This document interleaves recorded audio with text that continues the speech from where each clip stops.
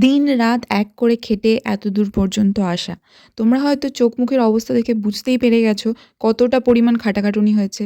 হ্যাঁ, আমি তত্ত্ব সাজানোর কথাই বলছি। দিনটা ছিল রিসেপশনের দিন। আর ওই দিন পর্যন্ত আমরা কষ্ট করে বা ভালোবেসে যা খুশি বলতে পারো, কারণ এখন ট্রেন্ড উঠেছে যে যেমন খুশি তোমরা চাইবে সেই রকমভাবেই তোমাদেরকে তত্ত্বগুলো সাজিয়ে দেওয়া হবে দোকান থেকে। কিন্তু বন্ধুরা মিলে, আত্মীয়স্বজনরা মিলে একসঙ্গে বসে সবাই মিলে সাজানোর মজাটাই আলাদা। এটা হয়তো আর কখনো পাওয়া যাবে না। তাই আমরা সকলে মিলে ডিসাইড করি যে আমরা হাতে করে সুন্দর করে নিজেদের মতন করে সাজাবো সবাই মিলে।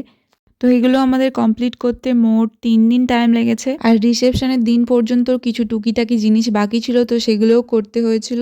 আর বিয়ের দিন তো ঘুমের কথা বাদই দাও। আর ঘুম না হওয়ার কারণে রিসেপশনের দিন তো সবাই আলাদা রকমেরই অন্য গ্রহের মানুষে পরিণত হয়েছিল।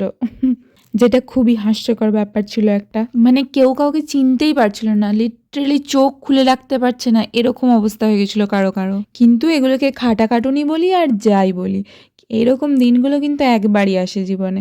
আর যেগুলো প্রচণ্ড মজার সঙ্গে কাটাতে হয়। না হলে রিগ্রেট তো করবে জীবনে একবার না একবার, যে ইস মজা করে কাটাতে পারলাম না দিনগুলো। তো এই হচ্ছে রিসেপশনের দিন ফাইনাল লুক।